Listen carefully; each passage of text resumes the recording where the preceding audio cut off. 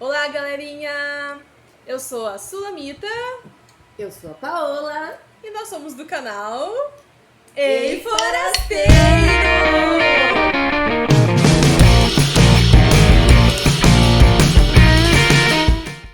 Hoje eu venho trazer aqui a segunda parte do meu testemunho, né? Que não consegui gravar. Temos um pause, né? Tipo, festas de final de ano, daí férias, alguns desencontros, mas tudo sob o controle de Deus, né? Amém. O canal permanece, vai permanecer e independente de como a gente vai postar vídeo, com que frequência, ele vai continuar. Mas, né, Paula, a gente segue querendo postar um vídeo por semana. Amém. É a nossa meta desse ano e vai se realizar em nome de Jesus. Um dia a gente vai A conseguir. gente vai conseguir, Deus sabe de todas as coisas. Mas tá mais perto do que nunca, né? Amém. Estamos projetando Chegou. algumas coisas, assim. Amém. Então, eu vou trazer hoje a segunda parte do meu testemunho, que muitas pessoas não sabem ainda, né? As que andam mais próximo de mim já conhecem, as mais antigas, né? Eu acredito que o público que convive conosco nesse momento não sabe de nada, então vai ser bem impactante, né? Mas, então, gente, como eu contei no outro testemunho, falei um pouco da minha infância, né? De como eu fui ali assombrada, perturbada por demônios, essas coisas tudo, né? Até que chegou o dia da minha libertação, glória a Deus. Por volta dos meus 17 anos, né? Eu fiquei doente antes da Paola, logo depois ela ficou. Quem não ouviu o testemunho dela, depois procura aí no nosso canal que tem também. Então, o que aconteceu, gente? Eu vim, assim, como vocês sabem, eu nasci num lar cristão, nós nascemos num lar cristão, com princípios bíblicos, ensinamentos sobre Cristo. Só que, na verdade, assim, eu nunca tinha tido um encontro real com Deus, real oficial, como se fala agora, assim. E eu vivia aquela vida de frequentar a igreja, frequentar culto jovem, de estar sempre ali, sabe? Mas era aquele negócio, emoção, sabe? Emoção. No meu íntimo mesmo, não tinha experimentado Deus. E eu sempre fui uma jovem muito rebelde. Muito rebelde, gente. Ainda essa semana eu conversava com uma outra prima nossa que foi líder nossa, a Midian. Que ela era vice-líder do nosso primo, né? Eles eram líder e vice. Então tinha muitas coisas que o Kleber pedia pra ela vir falar comigo, como as minhas roupas, a minha maneira de me portar, enfim.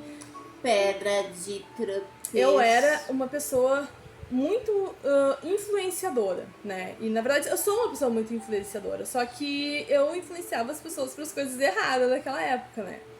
E Como é bom a misericórdia de Deus, né? Assim, que Ele esquece nossos pecados, né? E as coisas passadas, porque, né? glória a Deus, nos faz uma nova criatura. Então, gente, assim, daí eu tinha um público ali de jovens que eram muito meus, assim, sabe? Então, tipo, o que eu fazia, eles faziam, o que eu mandava fazer, eles faziam. E naquela época eu lembro, assim, que o meu irmão, ele tinha uma célula na nossa casa, hoje conhecida na nossa igreja como GC, Grupo de Conexão. E ele era líder daquela célula. E foi exatamente nesse dia que tudo aconteceu. Então tava tendo a célula lá em casa. Eu nem sei se tu sabe disso. Eu acho que não, tô aqui. Tava tendo a célula e daí o mano pegou e falou, pediu pra mim abrir orando. E ele falou, ouço lá, abre aí pra nós orando. E eu peguei e me levantei e falei assim, eu não quero orar, eu não vou orar. E saí da sala e fui pra cozinha. Vá. E não voltei mais pra reunião ali. E daí quando eu fui lá pra cozinha, né? Senhor, eu não sei de me lembrar dessas coisas. Eu tava com uma espinha, gente, bem nessa região aqui, ó. Mais ou menos aqui assim, ó. Não, já tô chocada já de saber esse começo. Eu não sabia disso. Foi assim. E daí eu tinha uma espinha mais ou menos aqui, e era uma espinha interna, sabe? Não era aquela espinha que tava amarela, assim, pra espremer. Só que, tipo assim, eu via que tinha só uma pelezinha cobrindo ali, que se eu tirasse aquela pelezinha eu ia conseguir tirar aquela espinha que tava lá dentro.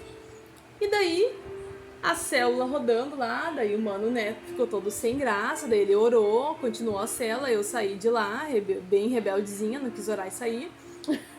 Rebeldezinha. E fui pra cozinha. Daí lá eu comecei a tentar espremer aquela espinha, tentar espremer. Que nojo! E nada de eu conseguir. E daí, Satanás, o imundo, não sei, gente, por que eu fiz isso. Eu peguei uma pinça, porque como eu não conseguia tirar aquela pelezinha, eu peguei uma pinça pra tirar com a pinça aquela pele. E meti uma pinça ali e tirei a pelezinha. E daí, quando eu tirei a pelezinha, que eu fiz esse movimento assim pra espremer a espinha, eu senti na hora como se um prego tivesse entrado assim pra dentro de mim. E eu, nossa, que dor horrível, sabe? E daí, dali em diante, assim, começou a latejar. Não deu 10 minutos, quando eu fui engolir a minha saliva, parecia que tinha um monte de prego, assim, cravado na minha garganta. Eu não conseguia engolir a minha saliva. Deu, nossa, que coisa estranha. E naquela noite, assim, né, acabou a célula, daí o pessoal foi embora. E eu continuei ali, né, na cozinha. E daí a mãe, ai, tá feia essa tua espinha aí, né? Tá vermelha, não sei o quê. Porque daí já começou a ficar meio vermelho, já começou a inchar.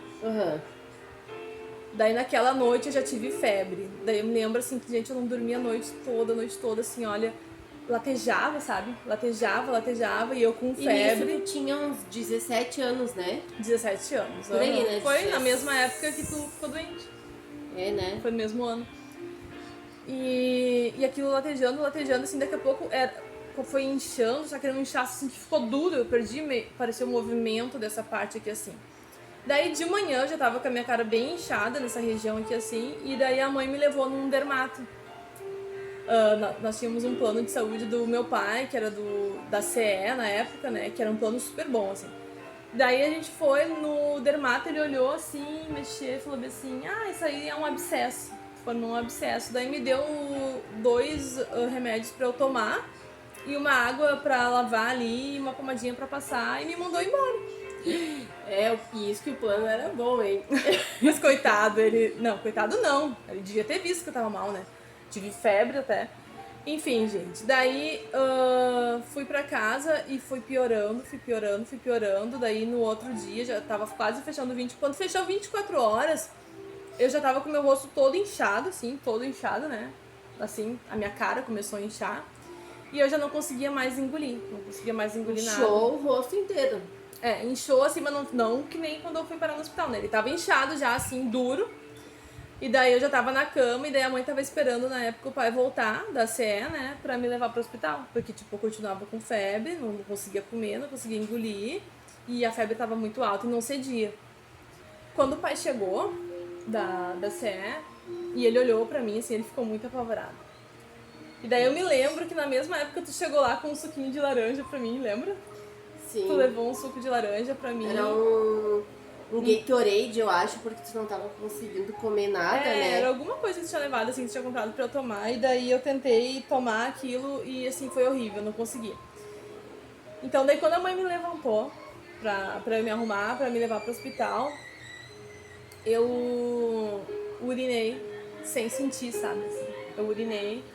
E daí a mãe, mana, o banheiro ali, por que não pediu pra mãe que a mãe te levava? E eu, com a cara toda inchada, Nossa, toda inchada, tu nem sentiu? Não senti. Meu Deus. Daí eu, o quê? Daí ela assim, tu fez xixi? Daí eu, o quê?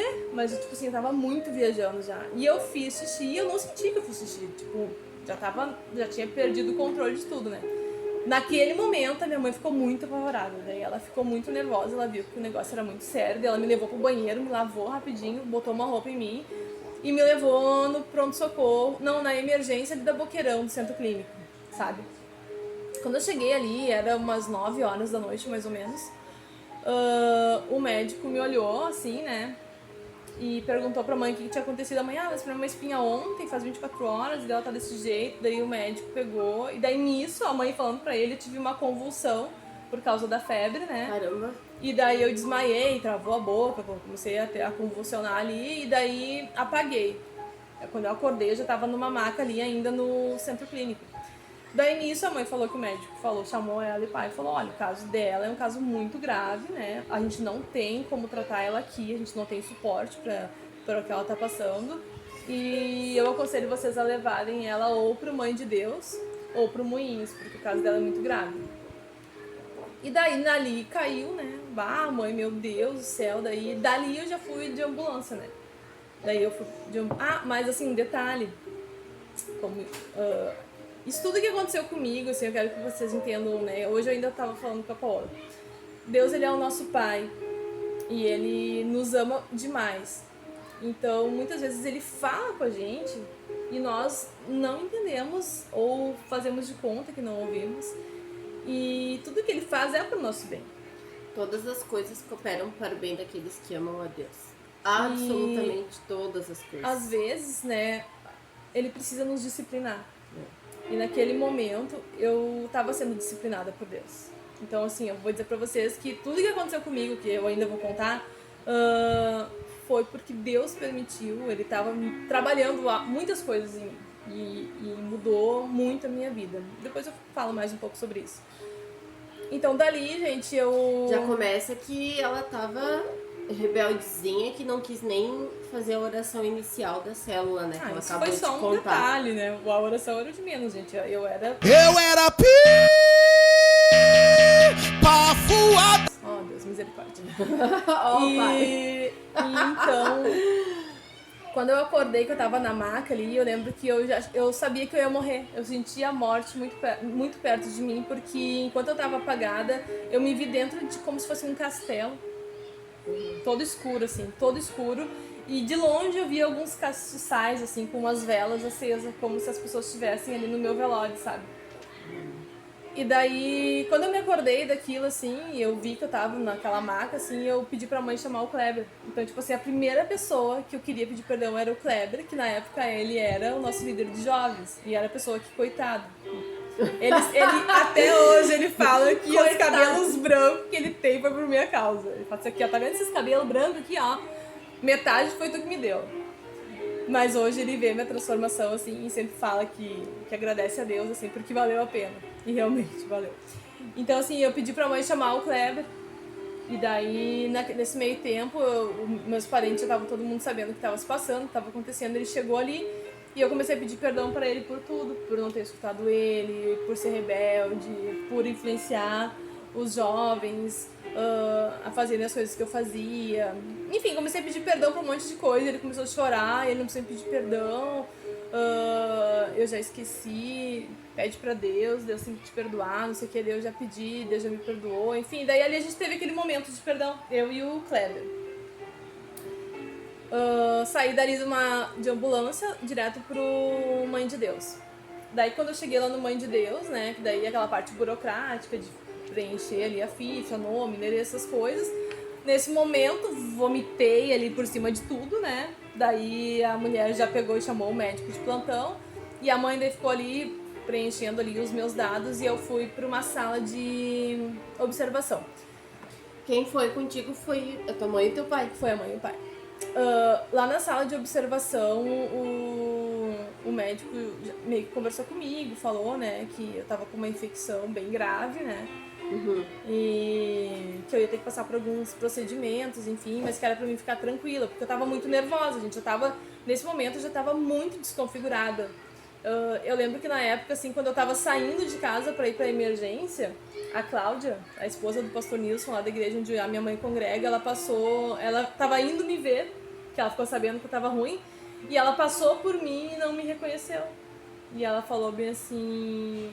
eu vim ver a sua, tá ali, ela tá entrando no carro dela, né, fez aquela cara, tipo assim, meu Deus, eu fiquei, gente, totalmente desconfigurada, minha cara inchou, ficou dura, rasgou debaixo do meu olho, assim. Daí quando eu cheguei lá no hospital, que o médico me levou pra sala de observação, ele já chamou o pai e a mãe, né, e daí eles falaram assim, olha, ela foi fazer alguns exames, daí eu fiz uma ressonância magnética, e uma tomografia com contraste, daí ali apareceu que eu tava com a infecção generalizada em todos os meus órgãos. Então, assim, eu tive falência múltipla de todos os órgãos em 24 horas, mais ou menos. A bactéria que entrou na minha corrente sanguínea através da espinha foi a Staphylococcus aureus, uma coisa assim. E essa bactéria entrou na corrente sanguínea e gerou essa infecção generalizada. E daí eu lembro que eu saí da tomografia ali, sabe? Já com um catéter que eles tinham colocado de emergência. Quando eu cheguei, eles já colocaram um catéter de emergência e algum antibiótico, não lembro.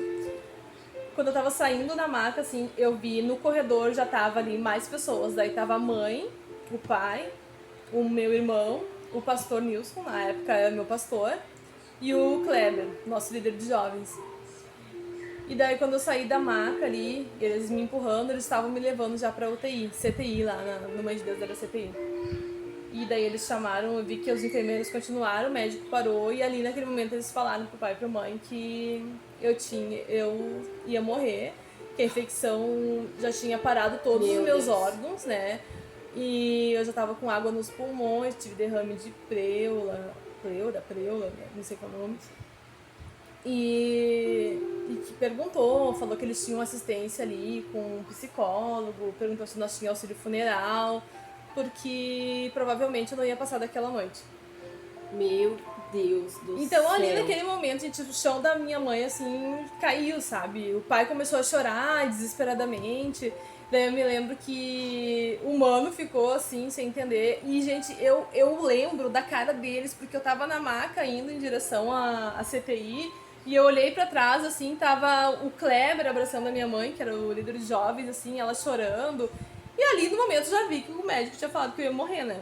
Então, naquele momento ali, eles foram pra casa, assim, bem abalados, todo mundo, né? Mas o meu primo, o Kleber e o pastor falaram, não, a gente não vai abandonar o barco, nós vamos continuar orando e Deus vai fazer um milagre.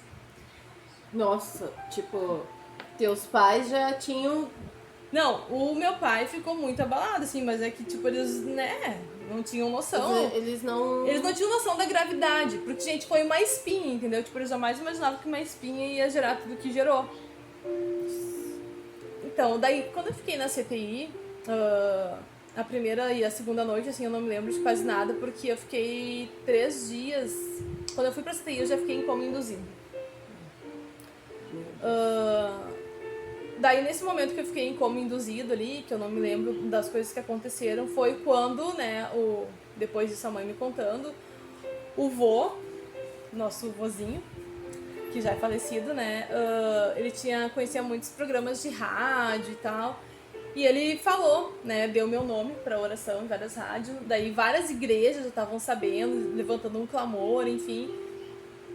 E daí eu já tava 3 dias em coma. Eles estavam fazendo testes de antibiótico pra ver se a infecção regredia, né? E nada. Então, daí naquela noite ali, eu me lembro que o médico pegou e falou que não tinha mais o que fazer, né? Na terceira noite de CTI. Olha só, gente, quem aí tem mania de ficar espremendo espinha, acho bom parar, viu? Depois dessa. Isso aí enfim, pode acontecer, né? Essa bactéria ela pode entrar por qualquer orifício em aberto, mas na verdade eu sei que foi um tratamento de Deus comigo. E daí naquele momento ali eu lembro que no terceiro dia que eu tava já em coma, que o médico viu que os antibióticos não estavam resolvendo, não estavam fazendo efeito, ele chamou o pai e a mãe e falou, olha, eu fiz tudo o que podia, né? A gente tentou vários tipos de antibiótico, várias famílias de antibiótico, a infecção não volta. E se eu tirar ela do coma, e eu não posso tirar ela do coma, porque senão ela vai sentir muita dor, enfim. E daí ele pegou e falou que não tinha mais o que fazer, né? E daí eu lembro que o pai perguntou assim, mas não tem nenhuma opção, nenhuma cirurgia, nada que possa ser feito? E daí o médico falou, não, existe uma cirurgia que é feita, que é a cirurgia de drenagem. Que ela funciona assim, ó.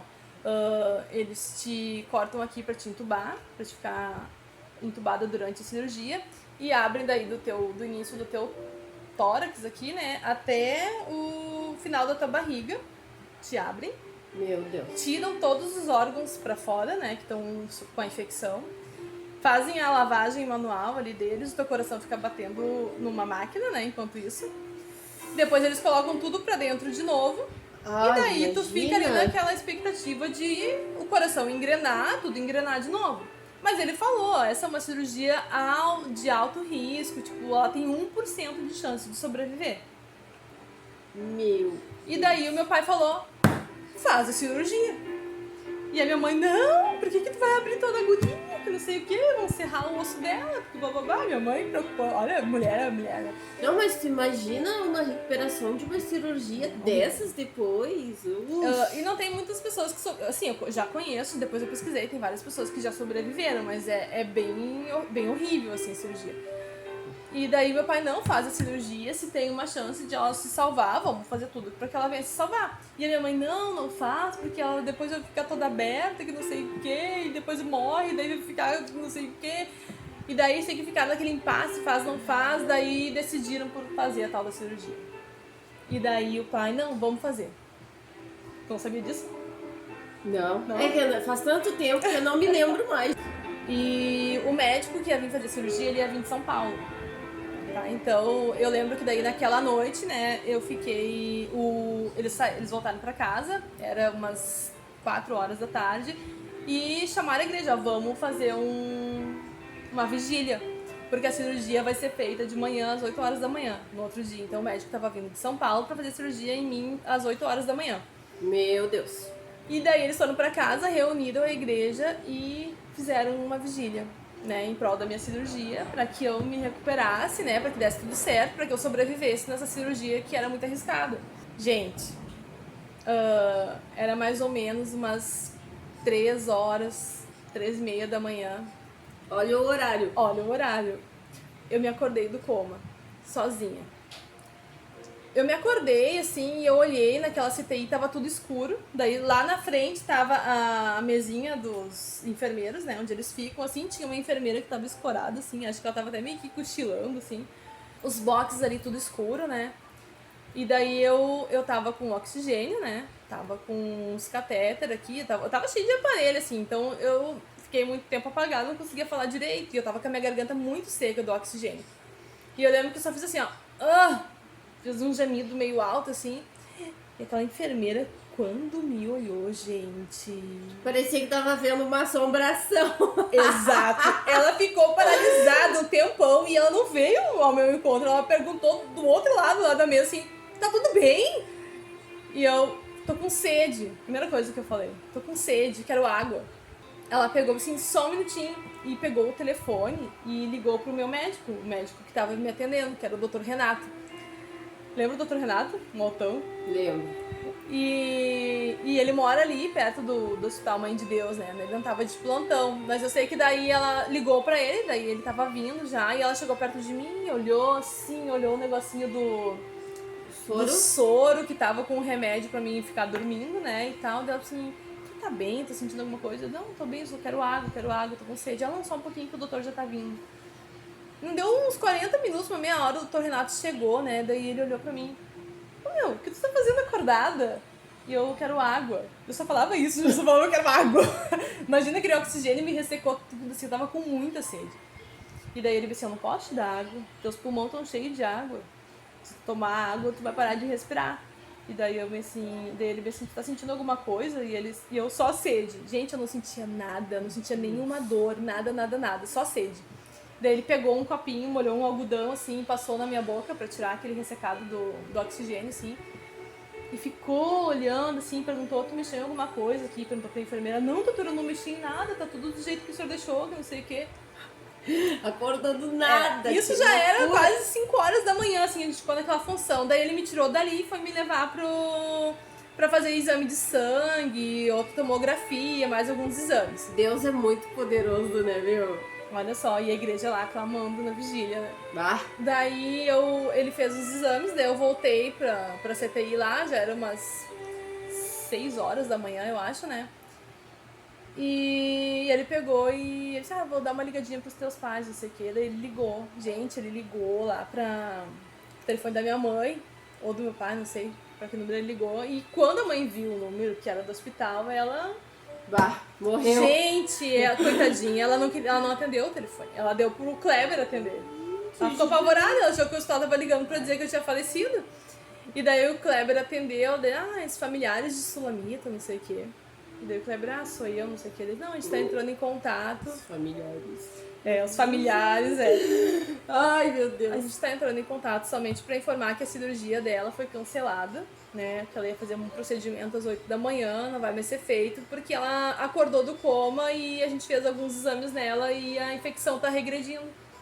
Então, tipo assim, eu não sei o que aconteceu, mas os antibióticos começaram a fazer efeito, então a gente, no momento, vamos suspender a cirurgia. Daí, Glória a Deus! Não podia faltar, ali, né? gente, começou o meu milagre. Então, tipo assim, a cirurgia foi suspensa, né? Eu não fiquei mais em coma, daí eu fiquei acordada o resto do tempo. E ali foi um momento bem difícil pra mim, porque daí, assim, tipo, veio a realidade, eu já tava mais consciente de como eu tava, e eu lembro, assim, que quando eu olhei, que eu tava deitada, assim, na maca, quando eu olhei, assim, gente, eu tava toda inchada, eu conseguia enxergar tudo, assim, em cima de mim. Na época, que eu tinha 17 anos, eu pesava... Isso eu nunca vou esquecer. Nunca. Eu pesava 68 quilos na época, quando eu tinha 17 anos. Eu fiquei com quase 80 quilos. Assim, foram mais de 20 quilos de inchaço. Só de inchaço. E daí eu lembro que a Paola veio me visitar, né? Tá, na CTI eram visitas rápidas, eram 5 minutinhos, né? E daí ela veio ali, prima, não sei o que, ficou um pouquinho comigo. E quando a irmã Não, dela... deixa eu contar. Tá todas abaixo. Eu preciso contar. Na hora que eu cheguei na CTI pra ver a Sulamita, eu tava na frente da cama e eu olhei assim, aquela ali é a Sula? E falei pra médica assim, acho que era pra médica, não me lembro. É, aquela ali é a Sula. E eu, meu Deus, ela era duas cabeças, assim, do tamanho, 2 corpos enorme, eu não imaginava. E a minha cor, né? Eu tava uma cor meio de morta, roxa, assim, uma cor roxa e toda Gente. descascando. Eu não acreditava, ela tava totalmente deformada, irreconhecível. Eu fiquei muito chocada. Eu saí dali chorando aos prantos. Eu falei, não é possível. Só que a Paola, gente, ela não demonstrou isso pra mim, sabe? Eu acho que ela engoliu isso pra ela. E tá, ela teve um momento ali comigo e quando ela saiu, que entrou a irmã dela, a nossa prima, inclusive nós estamos hoje fazendo aqui, né, uma propaganda aqui, ó, da camisetinha dela. Quando a minha prima entrou, a Narita, ela passou reto pelo meu box. Eu já tava esperando ela entrar porque a Paula saiu e ela falou, a Narita vai entrar pra te ver. Então eu já tava na expectativa de receber a Narita ali. É. E ela passou reto pelo meu box e eu vi que ela passou assim, né? Daí daqui a pouco, acho que ela não me encontrou ali na CTI, né? E ela chamou o enfermeiro e disse assim, eu não tô achando o box da minha prima. Aí eu, 321. E ela... Não é esse 321, é assim, não é Sulamita? É. Daí o enfermeiro levou ela falou assim, 321, essa aqui é a Sulamita.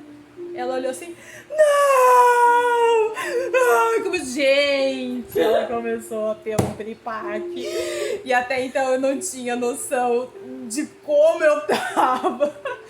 E o enfermeiro, não, pelo amor de Deus, ela não pode saber. Meu, ela fez um fiasco. E daí o enfermeiro tirou dali, gente, ela não entrou, ela nem entrou pra me ver. É. E dali acabou as visitas, porque daí eu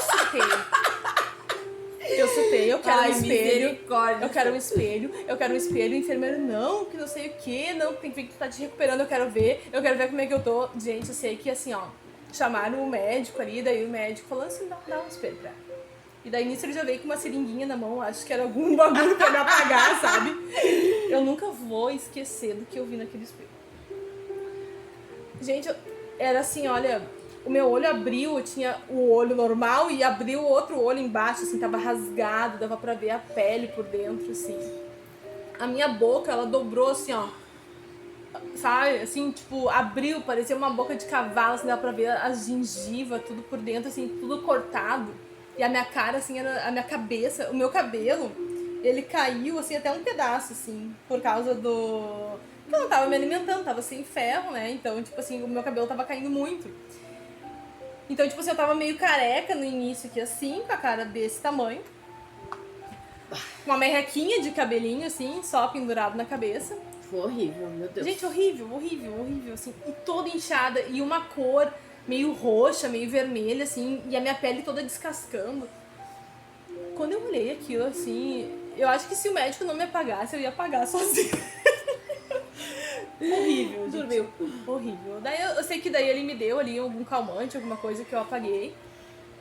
E daí quando eu acordei de novo já mais calma, assim, ele explicou que é normal, que eu tava muito inchada, porque a infecção que eu tive foi muito severa, foi muito grave.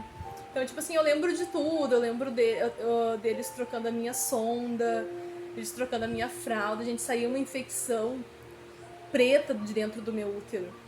Que os enfermeiros, eu lembro assim que eles botavam máscara e tinha gente que passava mal, que saía, que não conseguia fazer todo o procedimento ali trocando as minhas fraldas. E eu tava tão pesada de inchaço que eles não conseguiam me mover, porque eles não me davam banho, eles me passavam uns paninhos assim, sabe, com água, sabão, porque eles não tinham como sair dali, eu tava cheia de aparelho. Então era aqueles banhos de gato que eles davam. Meu Deus. E um fedor de podre que saía cada vez que eles trocavam a minha fralda. E o médico, assim, ele tava preocupado, né? Porque, tipo, era muita infecção. Tu ficou quantos dias mesmo na UTI? 10? Fiquei 10 dias na UTI, 30 dias no quarto. E sei que daí, quando eu comecei a me recuperar, eu fiquei mais de 10 dias sem comer nada, assim, só soro. Só soro. E daí, depois que eu tava ganhando pra ganhar alta da CTI, que daí eu já tava melhor, eu fui liberada a dieta líquida. Era só água, suco, sopa. Mas eu tinha desinchado bastante, mas eu ainda tava com aquele caroço, assim, na minha cara. Aquele caroço permaneceu ali por um bom tempo ainda. Tu sentia fome? Sentia fome, sentia vontade de comer, sim, mas não podia, né? Não podia. Ai, que horror. Então, gente, daí fui pro quarto, né? Ganhei alta da CTI, fui pro quarto e lá no quarto foi mais uma luta, né? Porque daí eles tiraram o catéter e começaram a me dar os antibióticos via oral. E nisso eu tive uma recaída.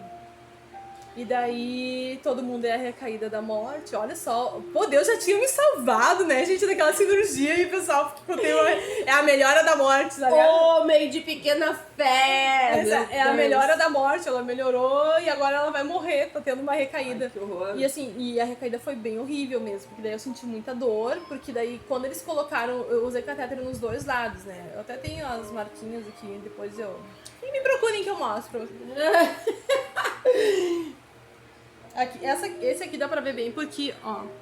Porque esse aqui foi o que eles colocaram na emergência. Sim. Então daí, tipo, machucou, sabe?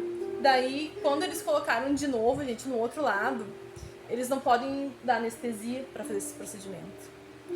Só que quando eles colocaram, quando eu cheguei no hospital, eu não senti nada, porque eu já tava toda, não sentia mais, né? Sim. Mas quando eles colocaram desse lado, eles têm que meio que tirar a tua clavícula do lugar pra achar a veia central. Nesse momento, gente, eu tive uma experiência celestial. Olha só que coisa linda que aconteceu, gente. Eu tava muito nervosa, com muito medo, porque, tipo assim, eu não ficava o tempo todo com pessoas no quarto, sabe?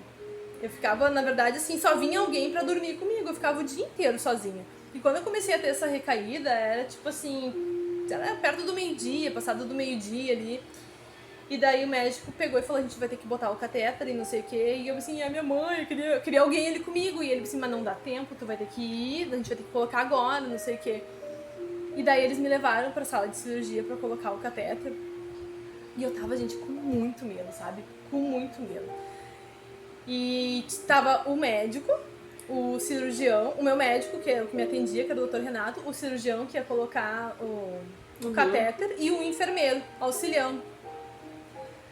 E daí ele falava, não precisa ficar com medo, porque daí o que eles fazem? Tipo, eles colocam aquele pano azul, eles viram a cara pro outro lado, o enfermeiro fica segurando o teu braço. Então, tipo assim, eles estavam tudo naquele lado lá, pra cá não tinha ninguém.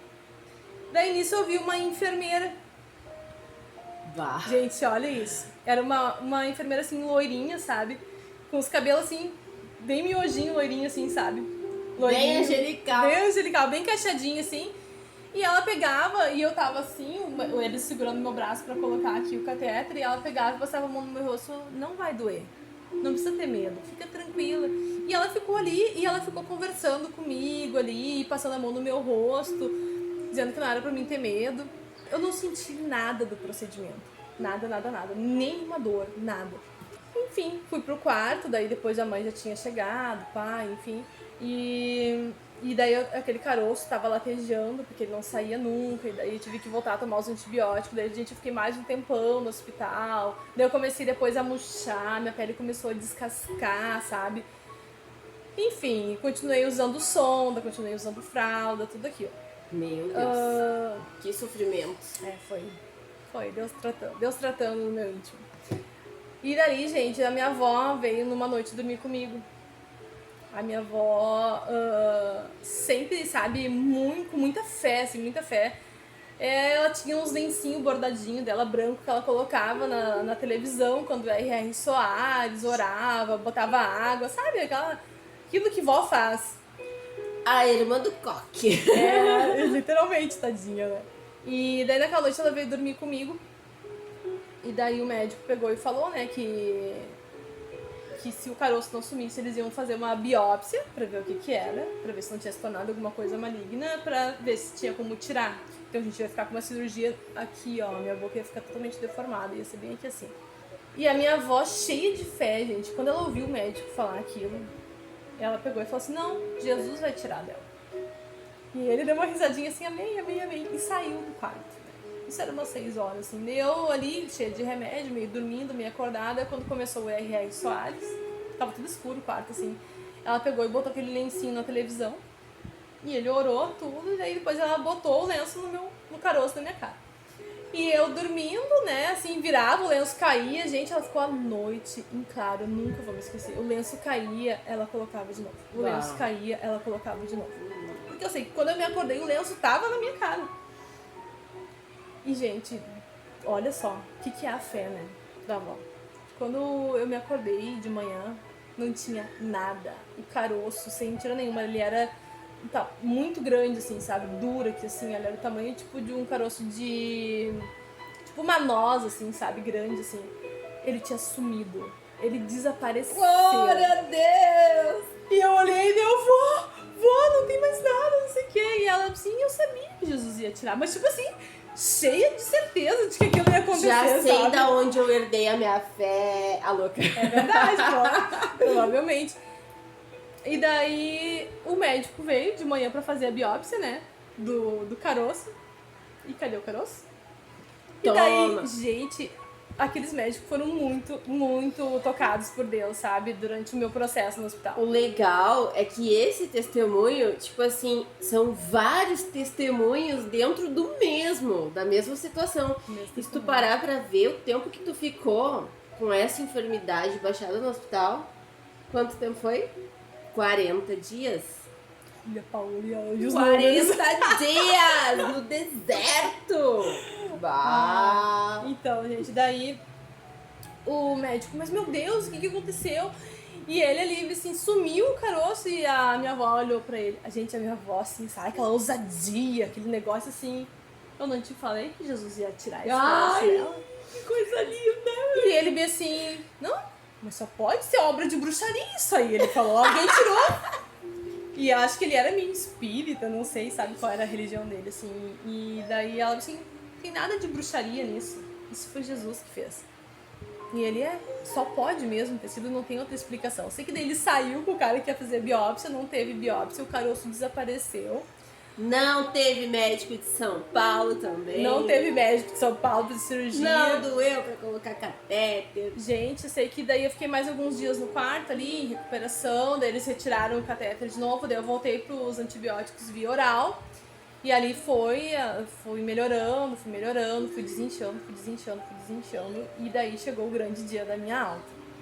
Só que no dia da minha alta, o médico me chamou pra conversar, e veio o cardiologista, o infectologista, o clínico que tava me atendendo, todos eles vieram, uns 3 ou 4 médicos. E daí eles falaram, olha, você passou por um momento muito delicado, sabe? Teus órgãos ainda estão, né, se recuperando. Só que, assim, eles estavam com medo de falar isso pra mim. O que eles queriam falar, gente? Que eu não ia poder ter filho por causa que a infecção tinha... do meu útero tinha sido muito agressiva. Wesley, cola na grade. E daí, gente, ele pegou e falou, assim, olha, tá bem, né? Tu vai pra casa, tu vai continuar tomando os antibióticos, né? Tu vai continuar vindo aqui, a gente vai continuar te monitorando com exames, enfim. Só assim, olha, o teu útero ele sofreu uma infecção muito severa, foi muito forte, então assim, ó, provavelmente tu não vai conseguir engravidar. Gente, aquilo pra mim, assim, na época, eu nem dei bola, eu tava feliz porque eu tava viva, sabe? Então, sabe, eu absorvi aquilo, assim, de boas, naquele primeiro momento, sabe? E deu, tá. Vim pra casa, minha recuperação foi muito horrível, gente. Foi assim, olha, tipo, Deus trabalhou muito, muito. Tipo, levou mais de 1 ano de recuperação. Eu perdi quase todo o meu cabelo, sabe? Ele caía de maços, assim, sabe? Sabe, é o mesmo procedimento, assim, de uma quimioterapia, sabe?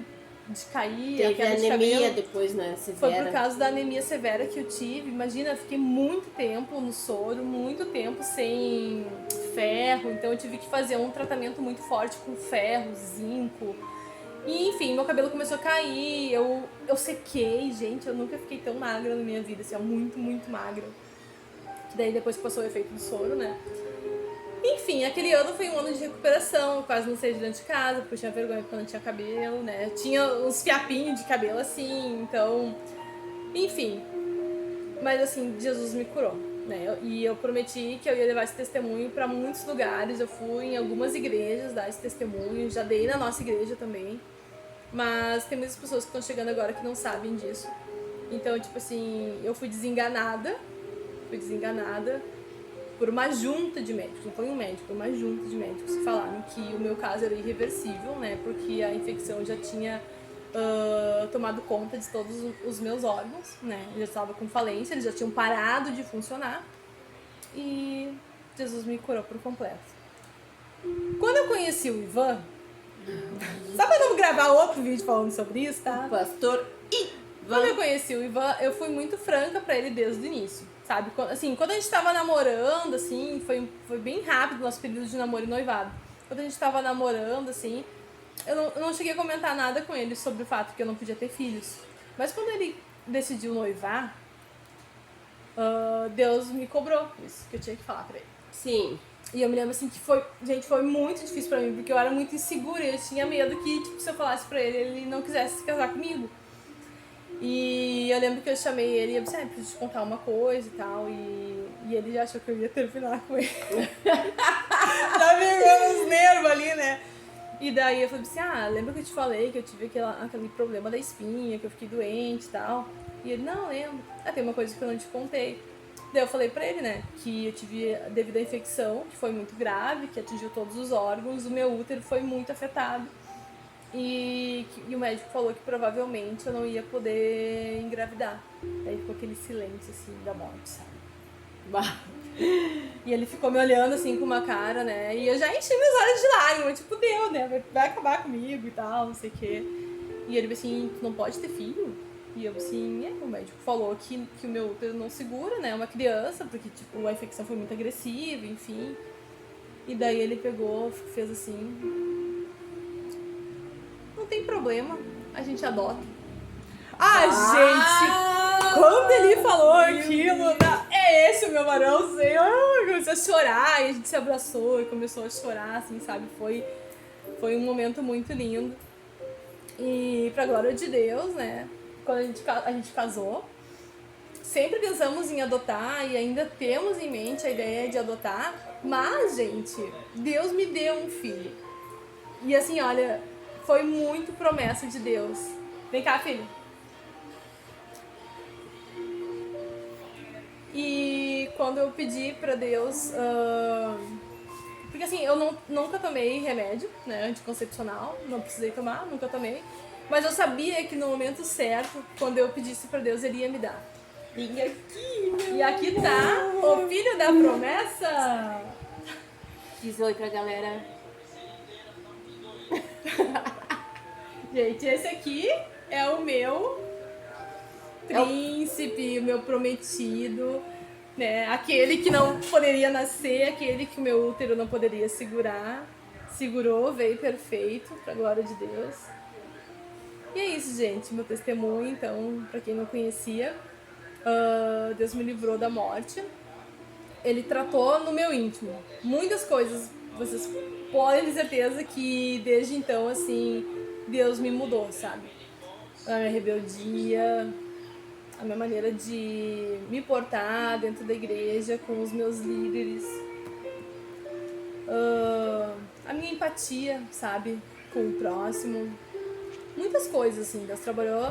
E claro, né, gente, a obra continuou sendo feita, né, eu tô em processo ainda, todo mundo, né, mas assim, aquilo foi algo que Deus precisou me chacoalhar, sabe, para que eu viesse a cair na real de que eu não sou nada, eu não sou ninguém. Quem eu achava que eu era, sabe, superior aos outros, Soberbinha. soberba, rebelde, orgulhosa, Autossuficiente. sabe? Deus precisou me disciplinar e eu vejo que tudo que eu passei foi uma disciplina de Deus e eu agradeço a Ele por tudo que eu passei, porque hoje, gente, eu sou capelã, pra quem não sabe, eu fiz o curso de capelania porque, assim, eu amo visitar hospitais. Infelizmente agora com a pandemia a gente não pode entrar, a gente não pode visitar, mas eu fiz muito isso, visitei muitas pessoas em UTI e se Deus quiser, quando tudo isso passar eu vou voltar a fazer. Mas assim, Deus me tratou, sabe? E hoje eu olho para os hospitais, eu olho para os leitos, eu olho para CTIs com outros olhos, sabe? Qualquer coisa assim com medicamento assim, é diferente para mim, sabe? Então, Deus trabalhou no meu coração, no meu íntimo, no meu caráter, assim como Ele trabalha todo dia, assim, eu posso dizer que foi muito bom. Foi muito bom, porque, gente, eu podia ter morrido, Deus poderia simplesmente ter largado aquela enfermidade sobre mim, ó, sabe? Mas não, gente, ele me tratou naquele momento, sabe? Porque Ele me ama, porque eu sou filha dele, e Ele me curou. E Ele me trouxe de volta, Ele me deu mais uma oportunidade, porque Ele sabia que tudo aquilo que eu passei, sabe, que toda aquela disciplina que eu enfrentei ia mudar o meu caráter mesmo. E mudou. Glória a Deus. E agora tu é usada como uma flecha nas mãos do Senhor. Uhul! Bom, gente, meu testemunho é isso. Paula quer acrescentar alguma coisa? Tchau!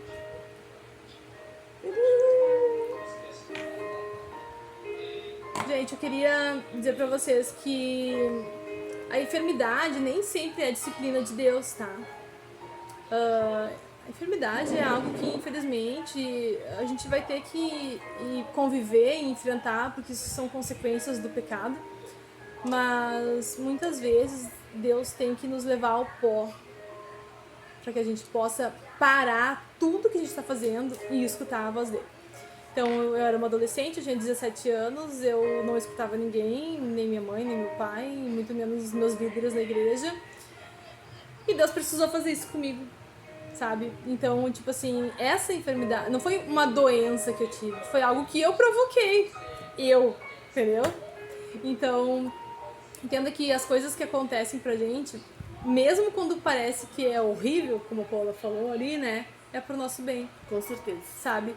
Porque se Deus não tivesse feito isso comigo, talvez eu estaria sendo aquela mesma pessoa que eu era antes, sabe? Soberba, rebelde, influenciadora. E ia perder minha salvação. O que é mais importante, gente? Eu abro meu coração pra vocês nesse momento e eu digo assim, ó, que se naquele momento, depois que eu confessei os meus pecados e eu me arrependi, Jesus quisesse me levar, eu tava preparada pra ele. Amém. Sabe? E eu não iria me importar. Mas Jesus não quis, sabe? Não era o momento. Ele tinha outros planos pra minha vida. Ele tinha outras coisas pra me usar. E hoje eu vejo, assim, sabe? O quão importante é a gente dar ouvidos ao Senhor. Então eu quero te dizer assim, ó. Para tudo que tu tá fazendo. Faz uma reflexão sobre a tua vida. Sobre como tu trata as pessoas. Sobre como tu trata a tua liderança, sabe? Se tu olha com um olhar de piedade, com um olhar de amor, se tem um coração soberbo, se tem um coração orgulhoso, eu só te digo uma coisa, tu não é ninguém, tu não é nada. A gente é pó e um dia nós vamos voltar pro pó. Entenda isso? Que se nesse momento Deus quiser fazer assim, ó, e o ar para de entrar nos teus pulmões, tu morre. E aí, tu vai ser salva? Sabe? Então, tipo assim, Hoje, a minha esperança é a minha salvação, sabe? Não tem medo de coronavírus, não tem medo de nada. É claro, gente, que eu me cuido, né? Por obediência, enfim. Mas assim, ó, é Deus que sabe. É Deus que sabe a hora de cada um. Se Ele não me levou naquele momento que eu tive morta, gente, eu tive morta, eu fui desenganada. Se Ele não me levou naquele momento, é porque não era a hora. Amém. Ele que sabe a hora que Ele vai me levar. Ele tinha outros planos, Ele me deu um filho, me deu um esposo. Hoje a gente pastoreia uma igreja maravilhosa, a gente cuida de pessoas, então, né, Deus sabe de todas as coisas. Amém. Salmo que a pastora Sulamita escolheu para hoje, para o testemunho dela. Salmo 103. Todo o meu ser louve o Senhor, louvarei seu santo nome de todo o coração. Todo o meu ser louve o Senhor, que eu jamais me esqueça de suas bênçãos. Ele perdoa todos os meus pecados e cura todas as minhas doenças. Ele me resgata da morte e me coroa de amor e misericórdia. Sem mais, né, gente? Amém. E o Salmo louvor? 103 vai estar aqui pra vocês depois. Gente, o louvor, esse louvor foi o louvor que eu cantei. Eu sempre fui ministro de louvor, né? Mesmo daquele jeito, gente, ó, misericórdia. E eu lembro que na época, quando eu ganhei alta, que eu tava no quarto esperando o pessoal vir me buscar, eu fui pra janela, eu olhei pra janela e eu cantei exatamente essa música que a Paula vai colocar agora. Aumenta o volume.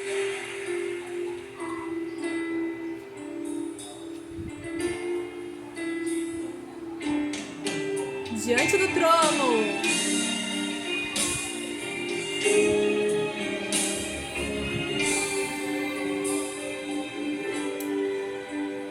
Quase que eu fui.